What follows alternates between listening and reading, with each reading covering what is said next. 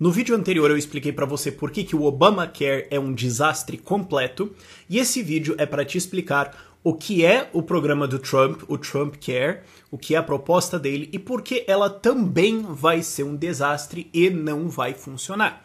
Você pode ver esse vídeo aqui só isoladamente, eu vou tentar fazer ele de uma forma que se você não viu o outro de meia hora, você vai entender aqui, mas eu recomendo que você veja o vídeo anterior. E de novo, só para deixar o caveat, eu não sou um socialista, eu estou atacando o Trump por ele ser muito planejador central. Eu sou um libertário, sou um anarcocapitalista.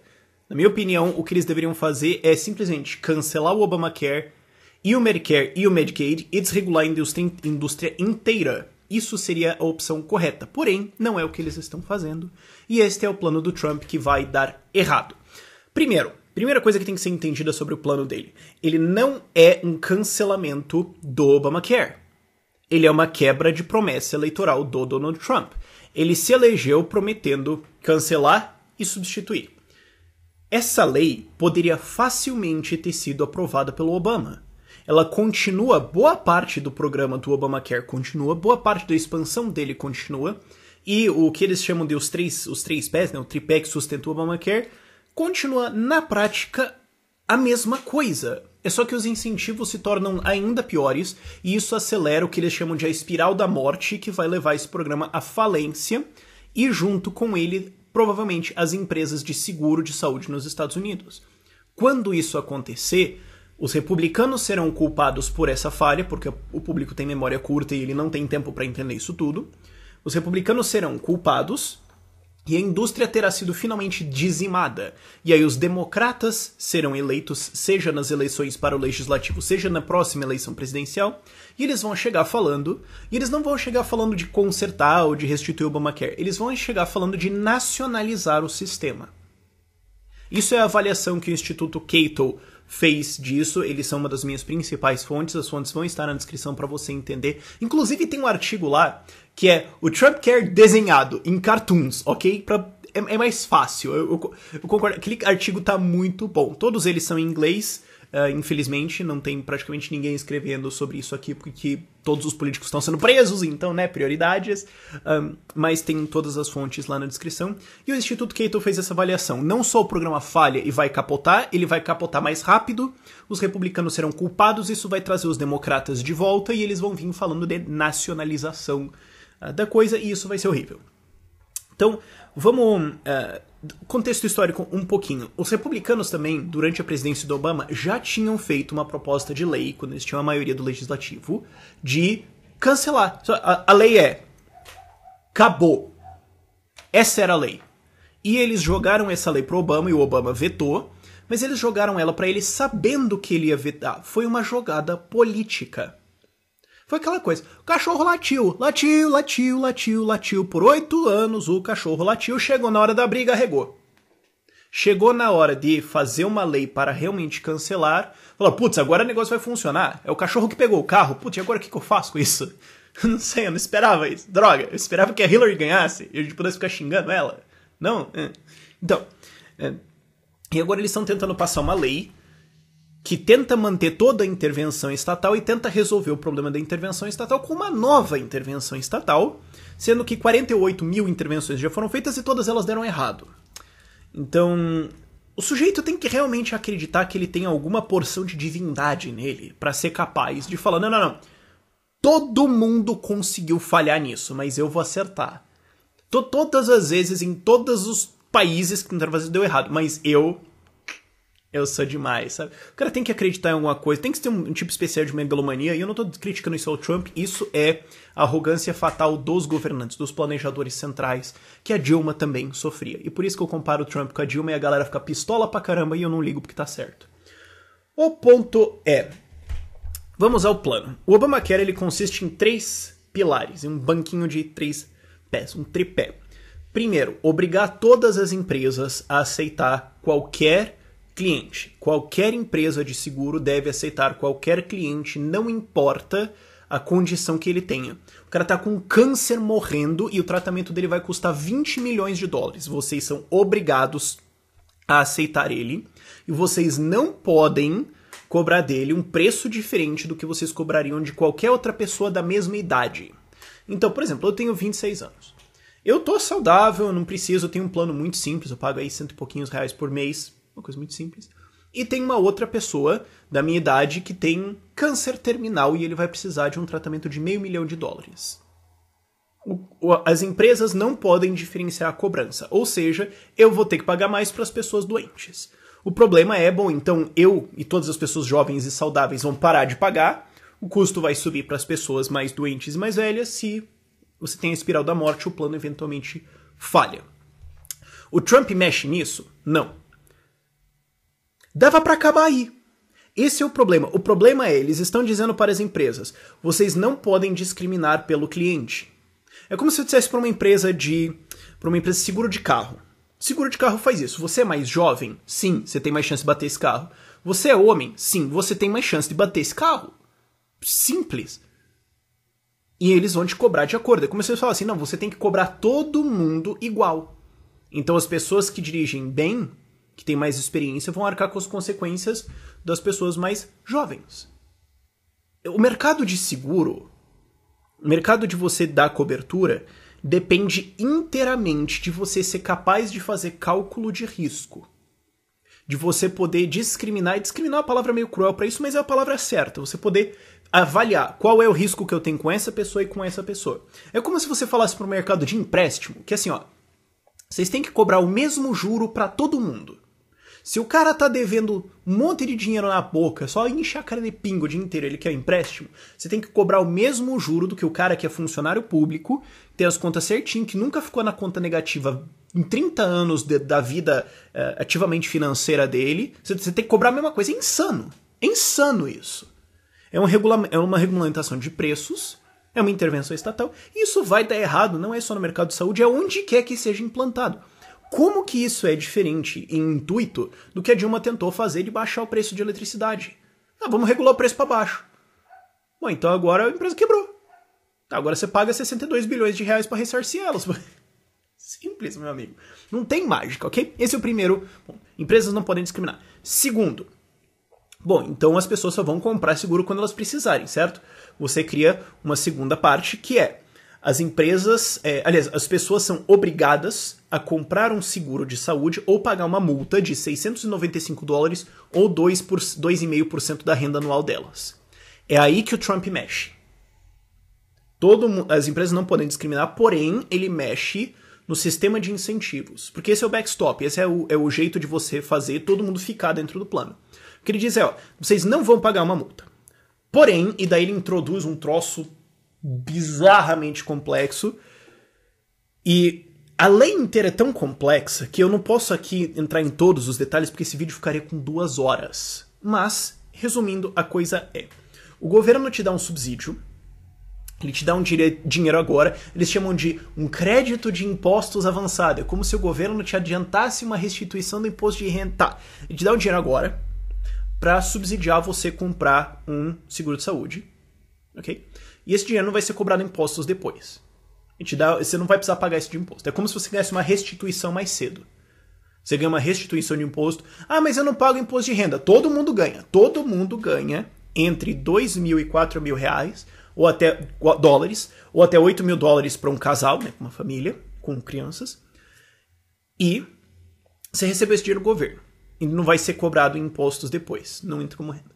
Mas se você não comprar o seguro de saúde, você vai pagar esse imposto. Na prática é a mesma coisa. Todos não, mas vários dos comentadores estão apontando isso. Na prática não tem diferença. Compre ou pague. Isso é o sistema Obama. Compre ou pague uma multa. Sistema Trump. Eu te dou um dinheiro e você não tem que me devolver. Agora, se você não comprar, você vai ter que pagar isso de imposto. Qual é a diferença? Qual é a diferença? Você ainda está pagando por não comprar algo. É simples.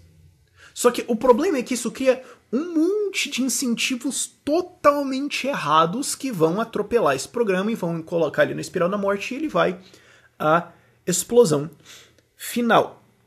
O terceiro ponto, claro, você deve estar interessado, é subsidiar os pobres. Porque você fala, bom, mas daí a galera vai ser obrigada a comprar e se ele não consegue pagar, bom, o governo dá subsídio. E aí entra um problema também da lei do Trump, que ele reduz o subsídio desproporcionalmente afetando os pobres mais pobres e beneficiando a galera de classe média. E aí entra um ponto político cruel pra caramba, porque assim, eu não defendo nenhuma intervenção, não tô falando assim, os pobres, o governo, não é isso que eu tô falando. O que eu tô falando é o seguinte, antes os pobres ganhavam mais dinheiro, agora eles vão ganhar menos e a galera mais classe média vai ganhar mais.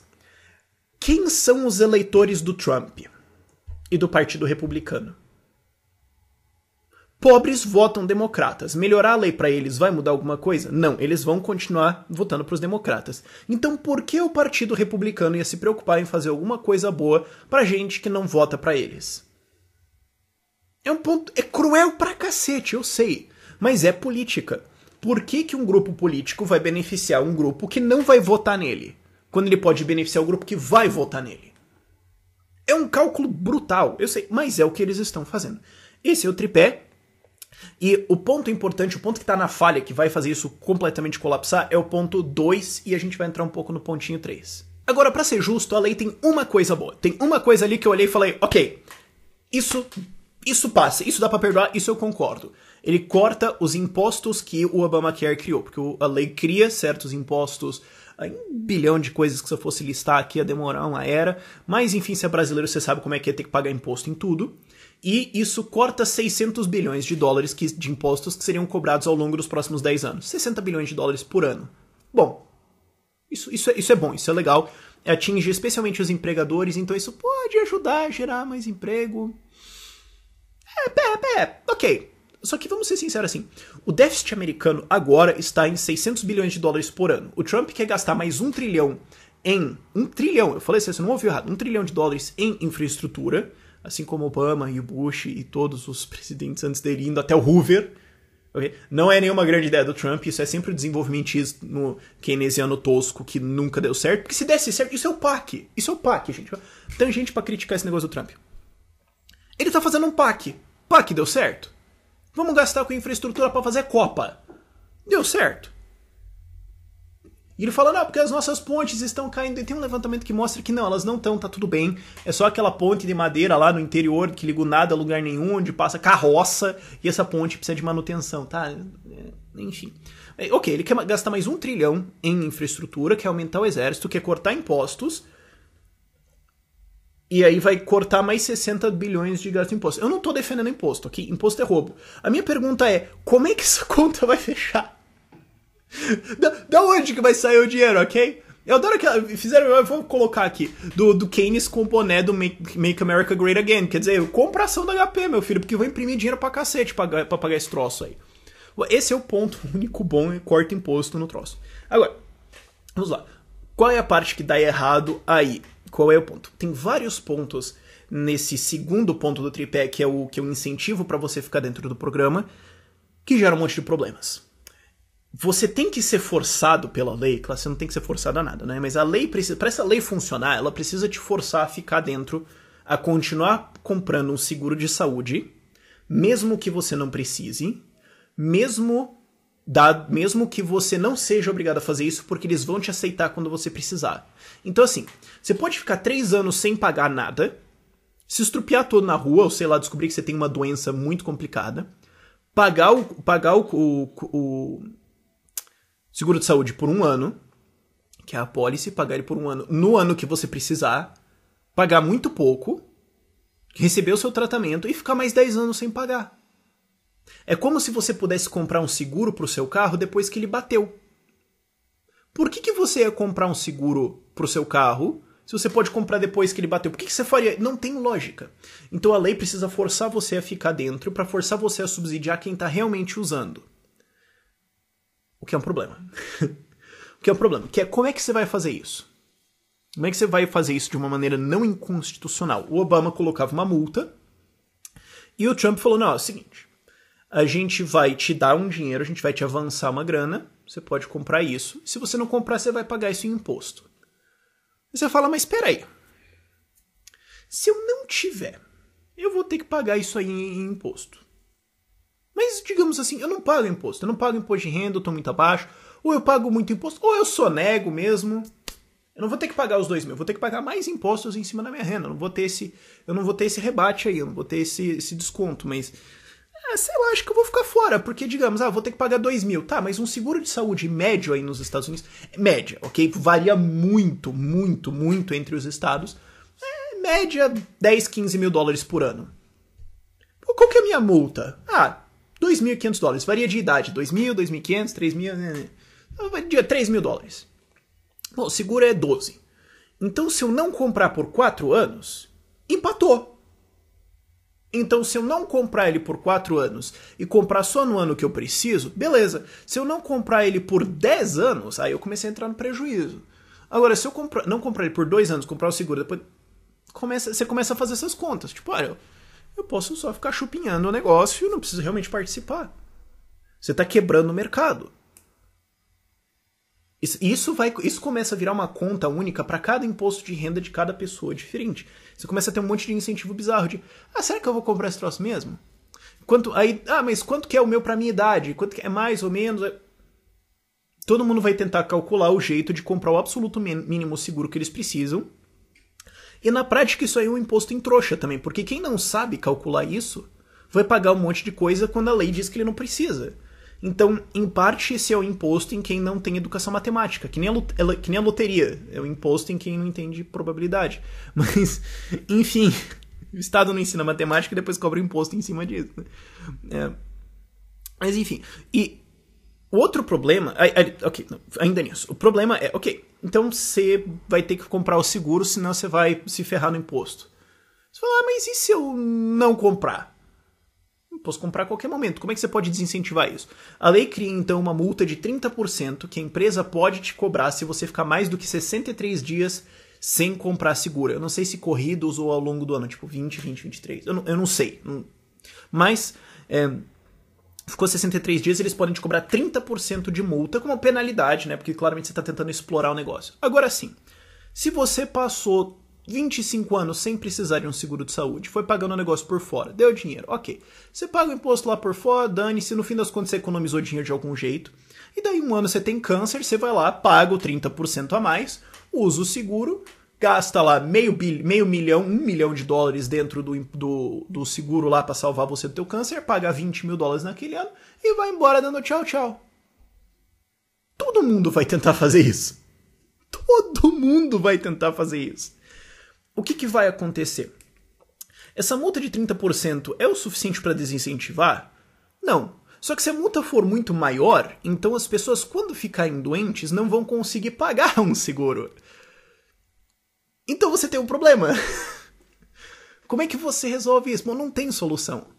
Okay? Não tem como resolver isso. Não tem como você criar um monte de regras aí que vai resolver esse problema. Vai dar errado necessariamente. E aí você tem outro problema. Esse desconto que você recebe avançado em impostos é um subsídio, é uma bolsa, ok? Você recebe esse dinheiro e depois você torra lá. Isso aí é fixo. Então, se você tem entre 20 e 30 anos, vai ser $2 mil. Agora, se você mora em Manhattan, $2 mil compra algumas coisas. Agora, se você mora lá em Idaho, se você mora lá no meio do nada, onde o seu vizinho é uma plantação de soja, o teu outro vizinho é uma plantação de milho, o teu melhor amigo é um boi, $2 mil é uma puta grana, meu amigo. Em alguns lugares os seguros serão muito mais caros por causa da população, mais velha ou mais nova, mais doente ou menos doente. Em alguns lugares ele vai ser mais caro, em alguns lugares vai ser mais barato. O governo te dá entre 2 e 4 mil igual. O custo de vida aqui, eu tô em Curitiba, é muito mais baixo do que em São Paulo, e em São Paulo é absolutamente muito mais alto do que lá no meio do Tocantins.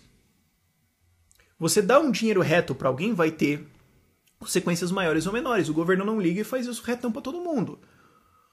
Bom, e daí você tem um problema grave. O problema é que você vai continuar tendo a espiral da morte. As pessoas não vão comprar o seguro, vão ficar fora e pagar o imposto ou sonegar.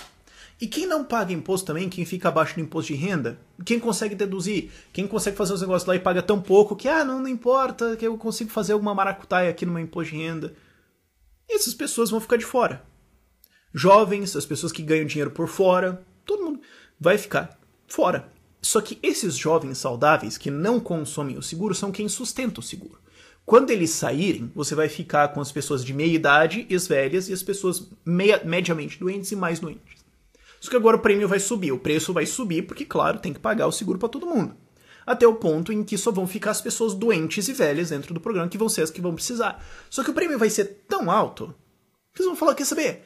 É mais fácil eu sair, não pagar a mensalidade desse seguro de saúde, pagar o imposto de $4.000, dane-se, e diga, porque o tratamento ia ficar assim, $50.000 por ano. O meu é 30, então eu saio, pago $4.000 de imposto e compro o negócio por fora.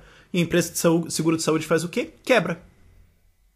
Na prática, esse imposto de 30%, esse aumento de 30%, é como se o governo falasse, olha, empresas são obrigadas a te aceitar, não importa o que aconteça, é só que agora é 30% mais caro. É só isso. Na prática, é só isso aí que está acontecendo. E o subsídio, finalmente, tem o problema de que, como ele é menor, então as pessoas vão ficar com menos cobertura. Então você vai ter gente fora do sistema que vai então ter que pular para o Medicaid.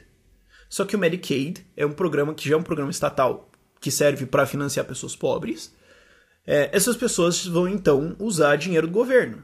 Então mais gente vai sair do sistema privado, onde elas pagam, e ir para o sistema público, onde o governo paga, o que cria mais peso no governo.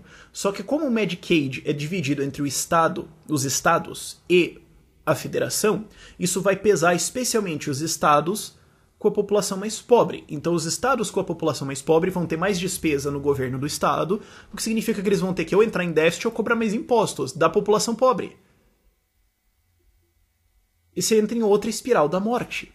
O resultado final disso isso pode levar estados à falência, isso vai levar empresas de seguro de saúde à falência, você pode ter uma aliviada aí no próximo ano, mas fora isso, o Medicaid continua se expandindo, os gastos continuam se expandindo, e o incentivo para você comprar seguro continua sendo muito baixo. É um esquema gigantesco que não vai se sustentar. Aí vai ficar a pergunta, mas por que eles não fazem alguma coisa que funcione então? A política e ideologia. Primeiro, política. Boa parte dessa coisa de manter o Medicaid envolvido, de manter sustentos e subsídios, etc., foi para ajudar os estados. Tem vários estados que têm governadores republicanos, inclusive a maioria deles tem. Vários estados estão dentro desse programa, alguns não estão, dentro do lei americano eles podem fazer isso, enfim, coisa muito longa, mas eles foram lá e falaram, se você cortar isso, se você cortar a expansão do Medicaid, vai ficar toda a conta pra gente, a gente se ferrou, então pega a parte da conta aí. Então faça uma lei para salvar a gente. Aí vai o outro lá, político, fala, não, mas eu que sou um deputado da minha constituição, vai ter que fazer isso aqui. E cada um fica puxando o interessinho dele, até que a lei vira uma estrovenga gigantesca que não funciona, mas atende às necessidades de todos os políticos. Ao invés de seguir uma lógica de mercado, que tem que atender às necessidades dos clientes. Essa é uma lei produzida para políticos, para funcionar para políticos, não para os clientes. Quem que trabalha para atender os clientes? Os seguros. Impedir os seguros de trabalhar, que é o que essa lei faz, não vai ajudar o cliente, é uma lógica básica. Ainda assim, isso está submetido à lógica da política, na lógica de mercado, e você acaba com essa estrovenga que não funciona. O segundo motivo é ideologia, ou talvez até a ausência dela. Esses políticos são muito mal assessorados. Assim, porque eles não têm ideologia, eles são pragmáticos, eles estão lá por vários motivos. Agora, em vários pontos, eles simplesmente perguntam para o assessor. Às vezes você tem um cara lá que ele foi eleito por causa dos militares, ou por causa da educação, ou por causa dos sindicatos. Aí vão falar, e aí, saúde? O cara fala, eu não sei nada, meu filho. Assessor. O cara contrata alguém e pergunta, assessor, o que eu faço? O cara fala, faz isso. Tá bom. E essa falta de conhecimento leva a umas decisões bizarras. A outra coisa é que existe uma ideologia anti-mercado. Não no Partido Republicano, nos dois. O Partido Republicano e o Partido Democrata concordam em uma coisa. Os dois odeiam o livre mercado. Então você chega lá e fala, olha, a gente pode deixar o livre mercado operar. Os dois partidos vão olhar para você como se você tivesse acabado de sair de uma espaçonave. Vão falar, cara, você é louco? Livre mercado? Não. A gente tem que regular. O governo tem que fazer. Essa é a ideologia. É uma ideologia, como existe aqui no Brasil, positivista. Lá a ideologia deles você pode dizer assim, eu não diria socialista ao rigor, né? A rigor, estilo Hans Hermann Hoppe né? Porque eles defendem a socialização de recursos, não a propriedade privada. Mas é uma ideologia anticapitalismo que vem principalmente das mudanças feitas pelo Hoover e pelo Roosevelt, que também desencadearam e agravaram a crise de 1929. Tem um vídeo muito grande que eu tô mentindo há muito tempo que vai ser feito. Vai ser feito, tá? Calma, vai ser feito. Mas é um troço muito mais longo. Muito mais complexo do que esse. Mas veio lá dos dois, da mudança que os Estados Unidos teve do New Deal, de acostumar a população que o governo vai salvar todo mundo. E eles ainda estão na ideia de que o governo tem que salvar todo mundo. E todos os presidentes, desde Hoover, estão tentando salvar todo mundo via um novo programa governamental que não funciona. E daí o próximo cara se elege... Você tá entendendo? É isso. É isso aí, basicamente. As consequências políticas disso podem ser muito graves. Tem um outro artigo que também vai estar lá na descrição, que é o seguinte... Vamos pensar assim, o Trump tem um certo tempo para fazer as reformas dele. As coisas levam alguns meses. Então ele vai ficar o próximo mês ou dois batalhando sobre isso. Depois ele tem que ir para a reforma de impostos. Depois tem imigração. Depois tem comércio. Depois vai ter, talvez alguma coisa nova vai surgir. Mas isso vai levar mais uns 2 anos. Se esse programa colapsar nos próximos 2, 3 anos... significa que eles vão ter que voltar para essa lei, o que vai custar aí mais uns 3, 4 meses. Se você contar que eles só realmente trabalham por uns 9 meses do ano, isso começa a reduzir o tempo que o presidente tem para trabalhar em outras reformas que vão ser positivas, como, por exemplo, cortes de impostos, redução na máquina estatal, que eu não sei se ele vai fazer, mas enfim, redução de burocracia, blá blá blá blá blá blá. Significa que ele pode ficar o mandato, boa parte dele, travado nisso. O outro cenário possível é, se 22 deputados republicanos ou 3 senadores republicanos não votarem a favor dessa lei, ela não passa. E aí o Trump vai ter uma derrota gigantesca. Isso é uma derrota vergonhosa para ele, se isso não passar. E desses 3 deputados, Rand Paul, imagino que vai votar contra, e tem mais 2 que tá correndo risco. E aí acabou, meu amigo. E aí acabou a farra. Isso que ainda existem vários senadores mais centristas, mais que flertam com os democratas, que podem não gostar disso e preferir o Obamacare. Porque tem mais subsídios para os pobres, talvez. E 22 deputados republicanos desistirem, é possível. Se isso não passar, significa que você ainda está preso com o Obamacare, que não funciona. Então, ou você consegue uma lei que não funciona, que é o caso do Trump quer passar, ou ele não passa, você toma uma derrota vergonhosa política gigantesca e o partido vai começar a se rebelar então contra o Trump porque vai perceber que ele é fraco, e você continua com uma lei que não funciona. É o caso clássico de ou você perde ou você perde. É isso aí. Fontes na descrição, por esse vídeo é isso. Tchau, tchau.